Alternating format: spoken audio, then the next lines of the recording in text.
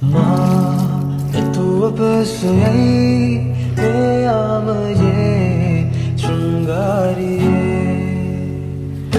Ma ita chanchalai me hi welcome back to Malee's kitchen YouTube channel. ඉතින් ඔයාලට කොහොමද හැමෝම හොඳින් ඇති කියලා හිතෙනවා. ඉතින් අද සෙනසුරාදා දවසක් මම මේ උදෙන්ම හදන්නේ උදෙම කියන්නේ දැන් වෙලාව 10ට 11ට විතර ඇති. දවල් කෑම එක තමයි මම මේ හදන්නේ අද. ඉතින් මට හිතුණා බටු තෙල් දාලා ඒක පිටට හදන්න. ඉතින් ගොඩක් අය මම හිතන්නේ නෑ මේ විදිහට කනවා ඇති කියලා. මොකද ගොඩක් පුරුදු වෙලා ඉන්නේ බටු මෝජු එක කන්නේ. තෙලේ බැදලා අරගෙන. ඉතින් මට හිතුණා අද මේක තෙලෙන් බැදලා ඒකට කිරි දාලා රසට හදන්න. ඉතින් ඔයාලටත් මම ඒක පෙන්වන්න ඕන කියලා හිතලා අද ලොග් එකක් කරනවා. ඉතින් එහෙනම් අපි බලමු ඉස්සෙල්ලාම මේකට මොකද කරන්න කියලා. මම මුලින්ම බටු ටික හොඳට හොදලා ඒ වගේ සමහර ඒ වගේ පණුව හැම ඉන්නානේ ඒවත් අයින් කරන්න ඕනේ. ඒව හොඳට බලන්න එපා කපද්දි හැම. ඉතින් ඒ දේවලුත් අයින් කරගෙන මම ඒකට ලුණු වතුරින් ඉස්සෙල්ලාම හොදලා ගත්තා. හොදලා අරගෙන ඊට පස්සේ ඒකට කහ කුඩු දාලා හොඳට අත ගාලා තමයි මේ තියෙන්නේ. තියලා ඒක බැදගත්තා. ඔයාලට පේනවා ඇති දැන් මම මේ බැදලා ඉවර වෙලා ඒකට අවශ්‍ය කරන දේවල් තමයි මේ කපලා අරන් තියෙන්නේ. ලුණු, සුදු ලුණු, මිරිස්, තක්කාලි, රම්පේ කරපිංචා ඒ හැමදේම වගේ මෙතන මේ මම කපලා අරගෙන තියෙනවා. ඔයාලට ඒකත් පේනවා ඇති. ඉතින් ඊට පස්සේ දැන් අර බැදලා ඉවර වෙච්චි තෙල් තියෙනවනේ ඒක බොරුවට විසි කරන්න ඕනේ නැහැ. ඉතින් ඒකම මම ආයෙත් මැටි හට්ටියක් අරගෙන ඒක ලිපේ තියලා ඒ තෙල් ටික ආයෙත් ඒකට දාලා අර කපාගත්තු ලුණු මිරිස් තක්කාලි දේවල් ඔක්කොම ආයෙත් ඒ මුට්ටියේ ඒ හට්ටියට දාලා හොඳට පොඩ්ඩක් තියෙන්න ඕන තෙලේ චුට්ටක් විතර තැම්බෙන්න. ඉතින් මේ මම දැන් මේක තම්බන ගමන් තමයි ඉන්නේ.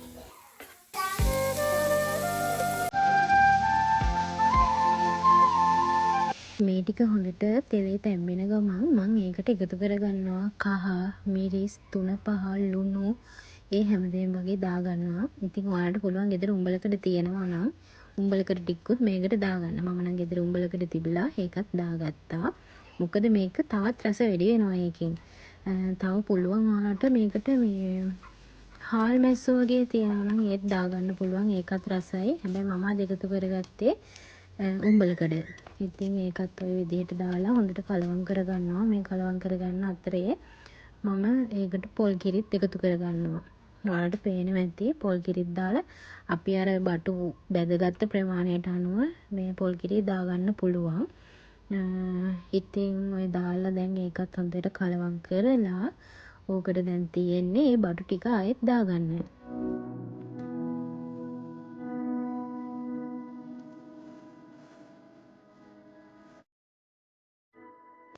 කිරි එක සාමාන්‍යයෙන් උක්කු වෙන්න තියන්න ඕනේ. ඒ උකුණාට පස්සේ තමයි අපි මේ බටු ටික එකතු කරගන්නේ. ඉතින් මම පුරුදු පොතු කෑල්ලකුත් එකතු කරගත්ත තවත් රස වැඩි වෙන්න. ඉතින් ඒත් එක්කම බටු ටිකත් ඒකටම දාගත්තා. දාලා මේක හොඳට තැම්බෙන්න ටික වෙලාවක් වහලා තියන්න ඕනේ. එතකොට තමයි බටු වලට ඒක අල්ලලා හොඳ රසට මේක එන්නේ. ඉතින් ඒකත් ওই විදිහට හරි ගස්සලා ඉවර වෙලා වහලා තියලා ඊට පස්සේ තියෙන විදිහ තමයි මේ ඔයාලා දකින්නේ. හොඳ රස පාටට තියෙනවා. ඉතින් මම දැන් යන්නේ පරිප්පු හදන්න. ඒක ඉතින් අපේ කෑම වලට නැතුවම බැරි දෙයක් නේ. ඒක ඉතින් හදන විදිහ හැමෝම දන්නවා. ඒක ඉතින් අමුතුවෙන් අපි මේව කරන දෙයක් නෑ.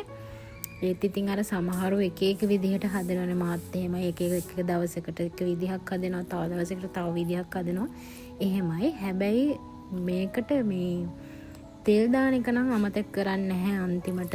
මොකද තෙල් දැම්මේ නැත්තම් ඒක කන්න හිතෙන්නේ නැහැ මට නම්. මම ආස අපේ ගෙදර ඇත්ත එහෙමයි.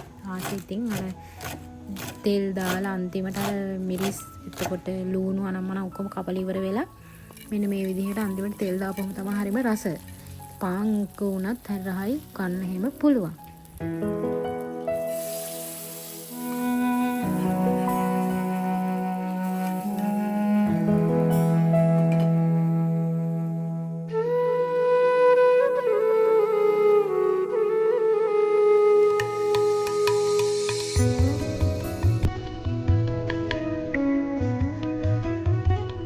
දැන් මම ව්‍යංජන දෙකක් හදලා ඉවරයි. මේ පරිප්පු එකයි ඉස්සෙල්ලා හදපු බටු එකයි. ඉතින් දැන් මම මේ හදන්න යන්නේ ඔයාලා දකින්න ඇති කොළ වගේක් කපනවා. ඉතින් ඒ කැපුවේ රාබු කොළ. මේ තියෙන්නේ රාබු කොළ. මේ මැල්ලුමත් හරිම රසයි. මොනවද ගෝව කොළ මැල්ලුම වගේ තමයි මේකත්. අර චුට්ටක් රස පොඩ්ඩක් වෙනස්. ඒ වුණාට ඒ දෙකම නිකන් පොඩ්ඩක් එක ගාවින් යන රසක් තමයි තියෙන්නේ. සමහරු නම් ඒක හදන්නේ නැහැ විසි කරනවා. ඒත් අපේ ගෙදර නම් ওই මැල්ලුම හදන එක හරිම රසයි. ඉතින් ඔයාලටත් පුළුවන් ওই මැල්ලුම හදලා බලන්න. ඉතින් මම මේ වෙද්දි උයලා නම් ඉවරයි. ඉතින් අපි බලමු රස කෑම පිඟාන බෙදලා බත් එකට ව්‍යංජන ටිකක් දාලා ඔයාලා බලන්න ඇති. එතකොට මුකුත් මාළු හැදුවේ නැහැ කියලා. මම අද හැදුවේ බිත්තර තැඹුවා. ඉතින් මේකට මට හිතුණා නිකන් බිත්තර තම්බලා රසයි වගේ කියලා. ඉතින් අද පරිප්පු හදලා රාබු කොළ මැල්ලුම් හදලා බටු හදලා ඊට පස්සේ බිත්තර තැඹුවා. ඉතින් හරිම රස කෑමක් මේක. ඔයාලටත් පුළුවන් ගෙදර හදලා රස බලන්න.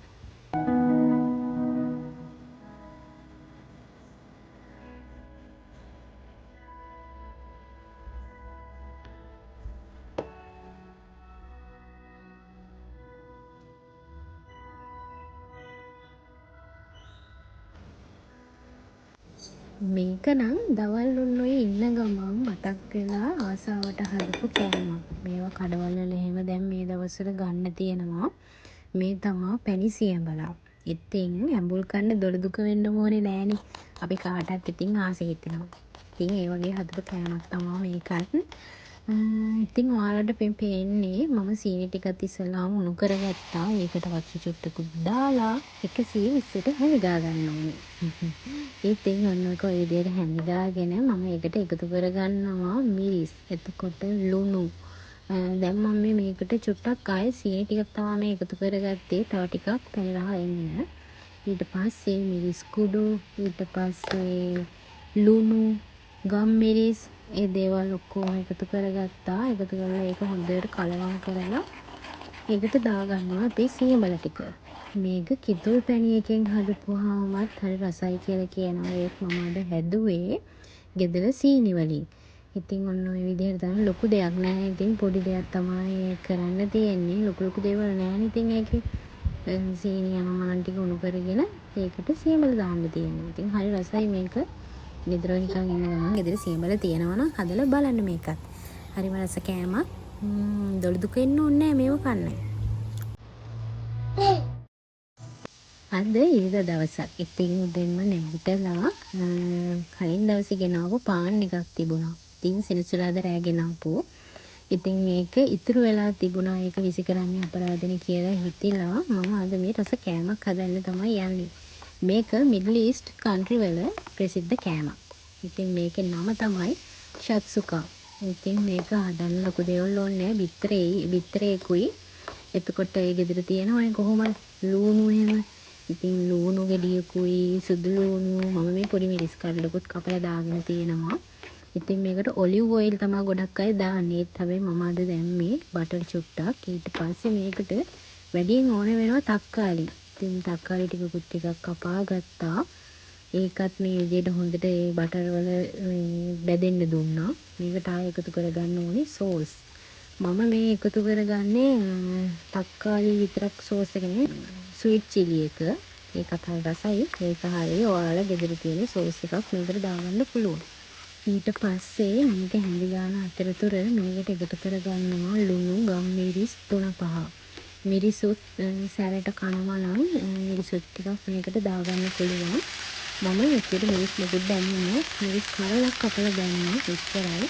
ඉතින් මේක මේ විදිහට දාලා මේකට වතුර දාන්න ඕනේ. වතුර දාලා ඊට පස්සේ හොඳට මේක තැම්බෙලා පේස්ට් එක හැදෙනවනේ. මේ විදිහ වෙනකම් මේක පොඩ්ඩක් හොඳට තැම්බෙන්න ඕනේ. අනිත් එක තමයි මේක අපිට පාන් එක්ක පරාටා එක්ක පාස්තා එක්ක මේ ඕන එකක් එක කන්න පුළුවන් හරිම රස කෑමක්. ඉතින් බත් එක්ක උනත් මේක කන්න පුළුවන්. අද ඉතින් මම කන්නේ පාන් එක්ක. ඒකෙත් මම පොඩ්ඩක් ඇස්ට්‍රා ටිකක් ගාගත්තා. එතකොට තවත් රස වැඩි වෙනවා.